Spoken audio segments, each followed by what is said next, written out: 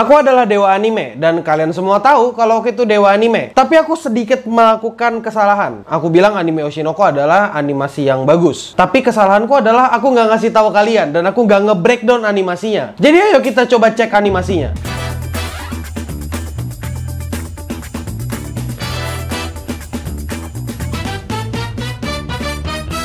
Halo para wibu denial, sekarang aku mau nge-breakdown anime Oshinoko. Dan aku berharap kalian gak tidur sama video yang big brain kayak gini. Dan aku berharap kalian bisa dapat poin-poinnya apa dan apa yang mau aku highlight. Alasan aku membuat video ini adalah untuk mencari validasi. Dan aku mau ngasih tahu ke kalian kalau aku itu cukup mengerti dengan animasi, meskipun gak se-expert animatornya. Setidaknya, aku jauh lebih baik dari orang yang ngomongin Oshinoko itu overrated. Atau mereka yang bilang benci Oshinoko karena animenya ditonton dan disukai sama admin Yami. Apa yang enak untuk dibahas pertama? Yang jelas kita bakal bahas desain karakternya dulu. Desain karakter di anime ini nggak ada yang generik, bahkan sampai ke pemain latar belakangnya. Kalau mau diperhatikan lagi, sebagian besar dari karakter yang ada di anime Oshinoko punya gaya rambut yang berbeda-beda. Dan jelas banget hal ini susah untuk dilakukan karena butuh yang namanya kreativitas. Bukan cuma kreativitas, tapi mereka juga perlu memperhatikan detail dari setiap karakter. Contohnya ada di adegan sekolahan yang ada di episode 4. Di sana mereka showcase beberapa karakter sampingan yang katanya kelihatan good looking. Dan emang karakter sampingan ini dibikin sedikit glow up, tapi tidak menutupi cahaya dari karakter utama. Detail rambut dari setiap karakter di anime ini diperhatikan juga dengan sangat teliti. Kalian lihat garis putih yang ada di rambut kayak uban-uban gitu? Itu bukan uban, tapi itu adalah salah satu efek yang ada ketika rambut terkena cahaya. Dengan detail yang kayak gini, kira-kira siapa yang direpotin? Yang jelas yang direpotin orang yang ngerjain key animationnya atau yang ngerjain in-betweeningnya. Karena mereka mesti kerja keras, belum lagi orang yang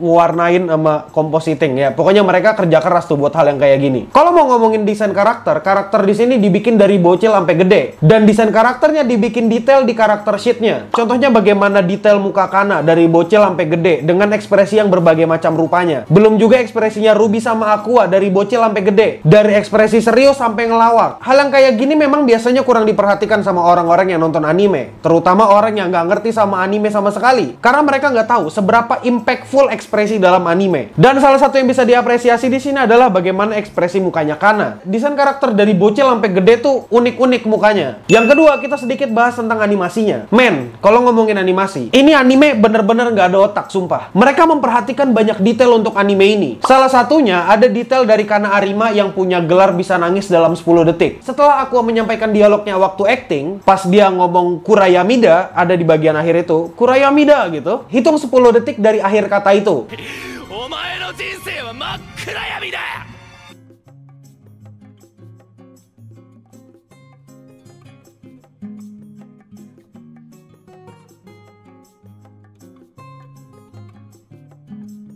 10 detik kemudian, Kana Arima itu menangis. Adegan nangisnya pun dibikin dengan bagus banget. Kenapa bisa bagus? Karena orang yang ngedesain karakter di sini namanya KP. Dan adegan nangis itu pun di quality control langsung sama orang yang ngedesain karakternya. Dan akhirnya output yang terjadi adalah ekspresinya bagus, situasinya bagus, dan banyak yang bagus di sana. Intinya jadi on point karena di quality control langsung sama orang yang ngebikin desain karakternya. Kalau kau bingung apa sih bagusnya anime ini, di anime lain juga ada kok karakter yang nangis. Sebentar, aku bakal ngasih tahu. Yang spesial itu bukan cuma adegan nangisnya, tapi yang spesial di sini adalah adegan nangis. Jadi ceritanya kayak gini, ada acting di dalam acting. Jadi anime itu kan acting. Jadi di dalam animenya itu ada acting lagi. Jadi ada acting di dalam acting. Berbeda dengan adegan bermain peran yang ada di anime lain, yang biasanya cuma yo kayak gitu terus, yang biasanya di adegan teater kalau di anime lain, yang gerakannya biasa aja. Anime ini bener-bener menunjukkan seberapa jeleknya adegan acting si karakter yang rambutnya ungu itu, si cowok yang rambut ungu. Dan juga mereka bisa membuat bagaimana perbedaan antara Aqua waktu di real life sama waktu Aqua lagi acting. Di adegan ini aku bisa ngerasa kalau mereka bener-bener fokus sama koreografi atau gerakan dari Aqua yang dibikin sangat-sangat fluid. Memang karakternya dibikin jadi kelihatan gerakannya lebay, tapi emang seharusnya kayak gitu. Yang bagus dari animasi di anime ini adalah mereka menerapkan yang namanya show it, don't tell it. Jadi kita bisa tahu bagian mana yang Aqua lagi acting, bagian mana yang Aqua jadi orang biasa. Coba lihat beberapa adegan di anime ini. Di beberapa adegan ini bisa dilihat kalau direktornya itu benar-benar memikirkan dari mana arah cahayanya datang dan seberapa blur backgroundnya. Bagaimana posisi kameranya itu juga diperhatikan. Dan banyak adegan yang bikin anime ini kelihatan ya sebenarnya cukup sinematik. Salah satu adegan yang cukup emosional dan dibikin sinematik itu ada di episode 1. Dan jelas adegan ini spoiler. Mata bintang yang ada di anime ini benar-benar merepresentasikan banyak hal. Dan ketika Ai meninggal dan cahaya bintang di matanya itu mulai meredup, adegan itu jadi mempunyai makna yang cukup dalam. Adegan Ai dan Aqua berada di pintu dengan diiringin musik dan ditambah dengan perubahan ekspresi Ai seakan-akan menunjukkan kasih sayang dari ibu ke anaknya. Ada banyak adegan yang cukup dibikin sinematik di sini. Salah satunya juga ada di episode 6 yang dimana ada adegan Akane mau lompat dari jembatan yang dimana kita bisa ngeliat itu backgroundnya penuh warna dan Akane berdiri di situ seolah-olah dia ingin mencari ketenangan dengan cara yang seperti itu. Kau bisa nonton sendiri animenya biar kau ngerasakan dan bisa ngeliat shot-shot yang cukup sinematik. Oke, selanjutnya kita move on ke background. Kalau aku mau ngebahas background, biasanya aku sekalian ngebahas compositingnya. Kalau aku nggak paham compositing itu apa, secara gampang compositing itu ya kayak color grading. Kerjaannya ya nambahin efek cahaya dan efek lain-lainnya supaya animenya kerasa lebih hidup. Permainan cahaya di anime ini benar-benar diperhatikan. Jadi ini membuat beberapa scene kerasa enak dipandang mata dan vibe-nya juga itu kerasa sama aku yang nonton animenya. Intinya ada banyak hal keren yang dibikin oleh studio Doga Kobo. Orang-orang yang ngekomposit animenya ini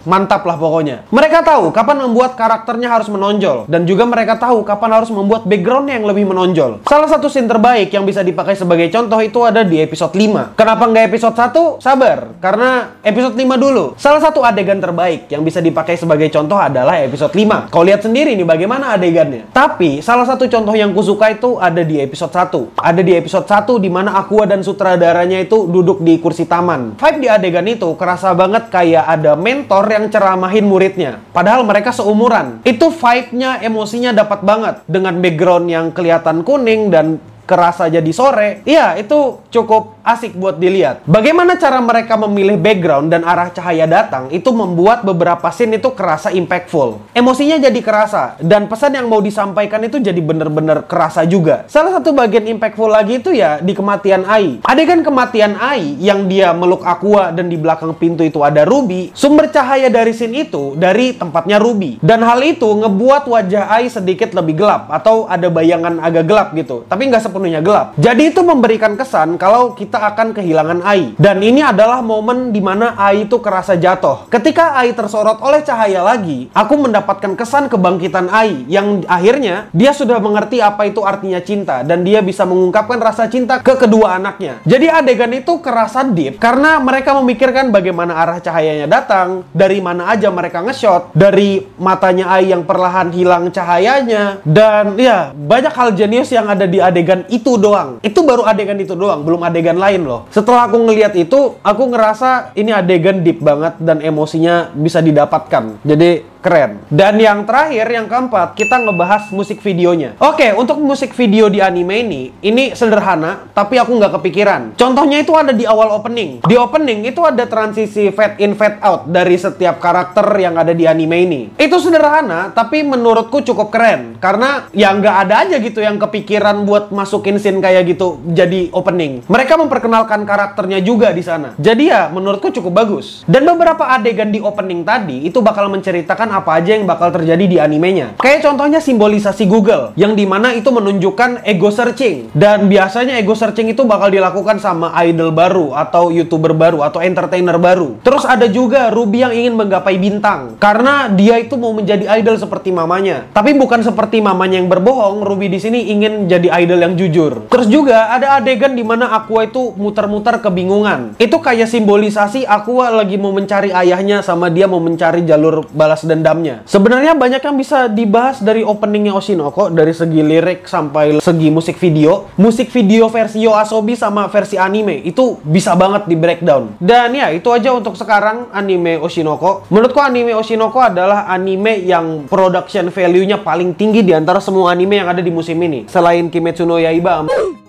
Kalau kau suka dengan anime yang ceritanya berat, sekali lagi, kusarankan kau nonton Oshinoko. Dan anime Oshinoko ini bakal relate sama banyak hal. Dan aku yakin beberapa di antara kau suka. Tapi kalau kau mau cari anime yang ringan, ya kau nggak bakal suka anime Oshinoko. Mending kau nonton anime isekai masak-masak aja dah. Dan ya udah itu aja. Aku admin Yami, si dewa anime. Stay clean and sound.